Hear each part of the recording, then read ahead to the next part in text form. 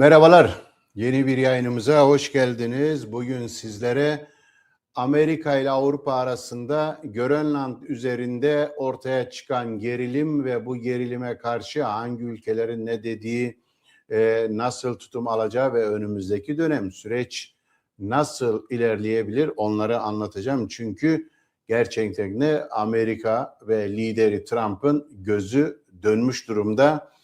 Durmadan saldırı planları yapıyorlar ve özellikle Venezuela Devlet Başkanı Nicolas Maduro ve eşi Flores'in kaçırılmasıyla birlikte New York'a götürülmesi adeta Amerika büyük bir zafer yaşıyor. Büyük bir her şeyin kudreti, her şeyin gücü Trump'ta ve istediğini yapabiliyor. Madem Venezuela'da istediğini yaptı, neden Danimarka'nın bir parçası olan Grönland'da da aynısını yapmasın? Şu anda Amerika içerisinde bu eğilim çok güçlü. Yani dünyanın en büyük süper gücü biziz. Avrupa bize karşı böyle bir tutum sergileyemez ve de bu açıdan da istediğimiz müdahaleyi yaparız.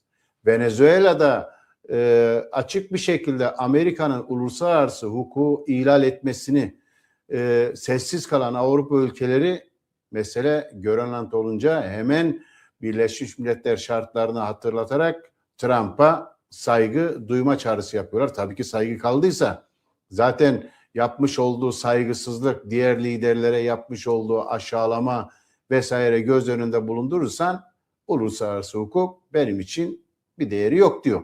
Bu net bir şekilde ifade ediyor. Şimdi Grönland'ı ister askeri ya da en son günlerde gündeme getirdikleri şekliyle satın alma yoluyla almayı gündeme getiriyorlar. Marco Rubio açık bir şekilde söyledi, Amerika Dışişleri Bakanı. Ya satarsınız ya da biz işgal ederiz diyor. Peki Grönland'a baktığımızda tabii ki önemli bir bölge. Şurada haritada görebilirsiniz. Amerika ve Kanada'ya yakın, Avrupa'nın ortasında, stratejik olarak çok önemli bir yerde, Kuzey Kutbu'nda ve bu nedenle Amerika açısından hep önemli bir yere sahip olmuş, tarihinde de kontrol edilmesi bir yer olarak görünüyor ama şeye baktığımızda yüz ölçümü alabildiğince büyük, tabii ki 2,1 milyon kilometre karelik bir alan. Almanya'nın neredeyse 7-8 katı. Türkiye'nin 3 katı gibi büyük bir alandan söz ediyoruz ve bunun altında buzullar tabii ki var ve belli alanlarında sadece yerleşim yerleri var. Burada yer altında hangi kaynakların olduğu bilinmiyor ama bilinen ise çok fazla nadir elementin olduğu ve Amerika'nın gözü aynı zamanda bu nadir elementlerde tabii ki ama aynı önümüzdeki dönemde küresel ısınmada göz önünde bulundurduğumuzda buzulların daha fazla eriyebileceği ve bu yeraltı kaynaklarına ulaşmada daha kolay yolların bulunacağı dile getiriliyor. Şu anda Grönland'da 56-57 bin kişi yaşıyor. Yani küçük bir yerleşim yeri. Tabii ki bütün her tarafta değil, sadece sahil kenarlarında belli yerlerde yerleşim yerleri var. Burada da görünüyor. Bu yerleşim yerleri içerisinde sahillerde, özellikle Kanada tarafında, yani batı tarafında bu yerleşim yerleri var. Burada aynı zamanda Amerika'nın da bir tane askeri üssü var. O da kuzeyinde, Kuzey Kutbu'nu kontrol etmek için geçmişte özellikle Sovyetler Birliği'ne karşı mücadelede önemli stratejik noktaydı. Bu Grönland özellikle tabii ki daha önce, yani uzun insanlık tarihi açısından baktığımızda bir yerleşim yeri olmuş. Daha önce 1721'de Danimarka ile Norveç birlikte burayı sömürgeleştirmişler. Ama 1814 yılından bu yana ise asıl olarak Danimarka'nın sömürgesi pozisyonunda sömürgeleştirmişler ve Danimarka bölgenin sahibi. Özellikle İkinci Dünya Savaşı sırasında Amerika buranın Hitler faşizmi tarafından kontrol edilmemesi için de oraya bir askeri üs yapılması çağrısı yapmış. Daha sonra Amerika giderek yavaş yavaş orayı, zaten şu anda da bir askeri üsse sahip. Ama bu kontrol etme sürecine baktığımızda tabii ki yavaş yavaş Danimarka Krallığına bağlı olsa da özellik hakları biraz artıyor. Kendilerine ait bir dilleri var, parlamentoları var.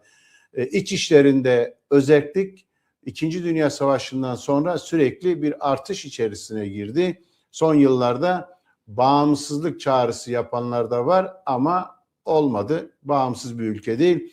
Tamamen Danimarka Krallığına bağlı, dış işlerinde tamamen Danimarka'nın karar vereceği bir ada pozisyonunda. Şimdi tabii ki Amerika'nın bu şekliyle iştahlı düzeyde satın alma girişimi ya da işgal etme girişimleri karşısında Avrupa ülkeleri, bunların başında tabii ki Almanya, Fransa, hepsi, burası Avrupa Birliği'nin sınırları içerisinde yer alıyor. Dolayısıyla Avrupa Birliği'nin kendi sınırlarını koruması gerekiyor. İkinci önemli bir argüman ise Danimarka NATO üyesi.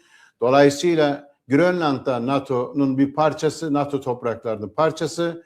NATO'nun iki üyesi arasında bir savaşın olmaması gerektiği propagandasını yapıyorlar. Yani bugüne kadar, çünkü NATO biliyorsunuz Sovyetler Birliği'ne karşı ya da diğer düşmanlara karşı güç birliği yapan ve bir üye ülke saldırıya uğradığında diğerleri de bunu korumak zorundaydı. Ama peki iki NATO üyesi karşı karşıya gelir, bir savaş olursa ne olur?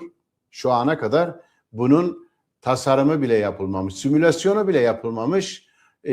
Şimdi Danimarka, Trump'ı ve Amerika'yı bu süreç eğer bir müdahale olursa o zaman NATO dağılır diye, Trump'ın da çok umurunda sanki, çünkü kendisi zaman zaman NATO'nun yük olduğunu söylüyor ve bu yükü üzerine atmak için gerekirse NATO'dan çıkarız diyor. Yani bu açıklama yapan Amerikan lideri açısından bir NATO'nun sonu gelir tartışmasını çok ciddiye almak istemiyorlar. Ama önümüzdeki süreçte Avrupa Birliği ülkeleri nasıl bir pozisyon alır? İşte önemli olan bu.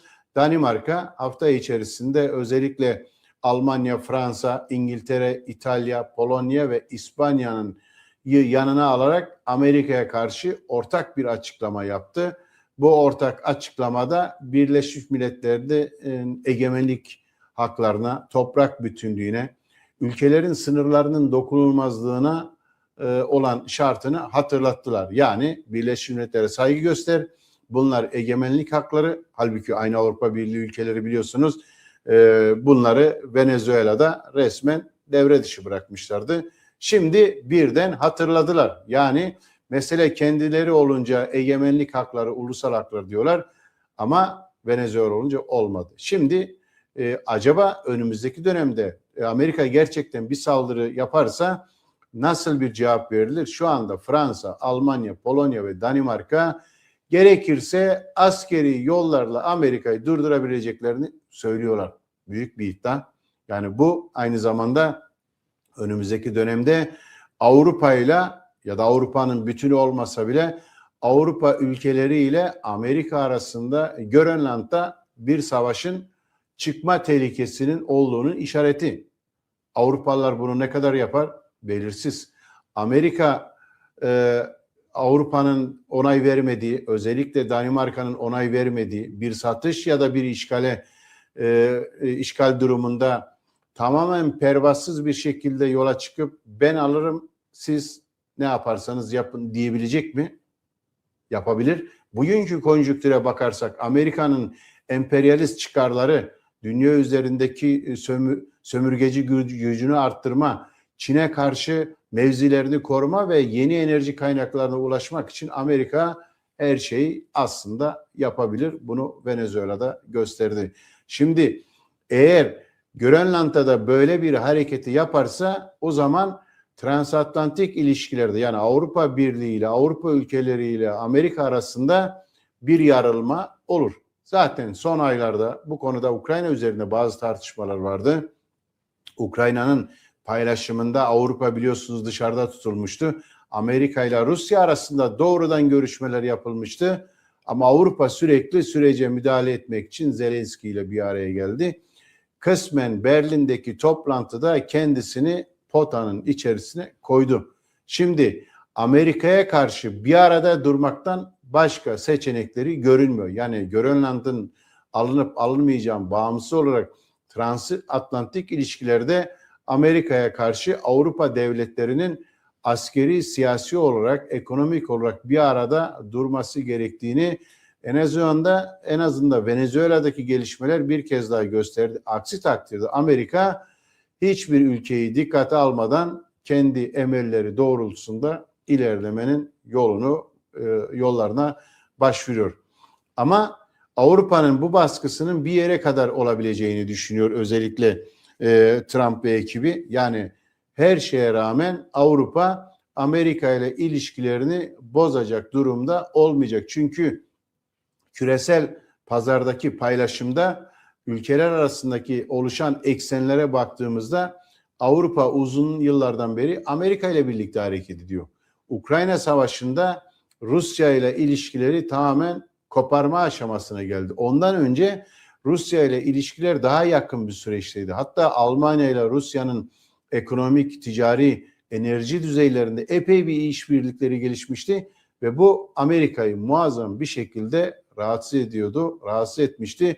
Trump birinci döneminde Angela Merkel'e yoğun baskı yapmıştı ve bu ilişkilerin minimalize edilmesini istemişti. Ama Merkel o zaman biz kendi yolumuzda gideriz deyip bir set çizmişti. Ama Ukrayna meselesine gelince bir yarılma oldu. Ama bu yarılma tamir edilebilecek düzeyde mi? Ukrayna'da bir barış olursa belki uzun vadede kısmen bir yumuşama olur ama hızlı bir süreçte Amerika ilerlediği takdirde şu anda Avrupa'nın tek başına hareket etmeyeceği, tek başına Amerika'yı durduramayacağı söylenebilir. Diğer ikinci bir seçenek tabii ki Çin ile ilişkiler. Çünkü bütün bu meselenin özünde Amerika ile Çin arasındaki rekabet. Ticarette Çin sürekli gelişiyor ve önemli pazarları kontrol altına alıyor. Bu önemli pazarları kontrol altına alırken devasa enerji kaynaklarına ihtiyaç duyuyor. Venezuela'da biraz buydu. Yani özellikle Çin'in ihtiyaç duyduğu petrolü Venezuela'dan almamasının bir müdahalesi olarak da algılamamız lazım. Şimdi bu durumda Avrupa önümüzdeki dönem ABD'ye karşı Çin ile yakın ilişkide olabilir mi? Bazı ülkeler bunun denemesi yapar ama toplam bir Avrupa'nın Amerika'yı bırakıp da Çin ile yakın ilişkilere girmeyeceğini de Amerika'da biliyor. Bu nedenle aslında konjektürel olarak baktığımızda Grönland üzerinde kontrolünü arttırması için koşullar uygun. Amerika'da bunu gözetiyor, Trump da bunu gözetiyor. Ama öyle görünüyor ki işgal etsin, etmesin, satın alsın, almasın. Bunlardan bağımsız olarak Amerika Grönland üzerinde belki anlaşmalarla, belki pazarlıklarla gücünü arttırmanın yollarına başvuracak ve Avrupa ülkelerinde belli bir düzeyde taviz vermelerine yol açacak. Yıla aslında bakarsanız hani ilk programımızda Venezuela'daki gelişmeleri anlattık ama ikinci bir önemli nokta Grönland meselesi geldi. Ukrayna meselesi daha ne olacağı belirsiz. Bütün bunlar yetmiyormuş gibi İran, Orta Doğu, Suriye'deki IŞİD terör örgütünün ve onun kalıntılarının Kürtlere yönelik yapmış olduğu saldırılar. Bir kaotik süreçle başladı dünya ama bu süreçte tabii ki önemli olan buna karşı mücadeleyi örgütlemek, buna karşı çıkan dinamikleri güçlendirmek. Bu zor süreçlerde, bir paylaşım süreçlerinde sertleştiği dönemde karşı hareketlerinde güç toplaması tabii ki mümkün. Avrupa eğer Trump Grönland'a pervasız bir saldırı olursa Avrupa'da da Amerikan karşıtı eğilimler giderek hızlanabilir. Diyelim bugünkü yayınımızı burada toparlıyoruz. Kanalımıza abone olmayı unutmayınız. Bildirimlerini açarsanız seviniriz. Yayınlarımızı paylaşırsanız daha fazla insana ulaşmamıza yardımcı olursanız memnun oluruz. Daha sonraki programlarımızda görüşmek üzere. Hoşça kalın.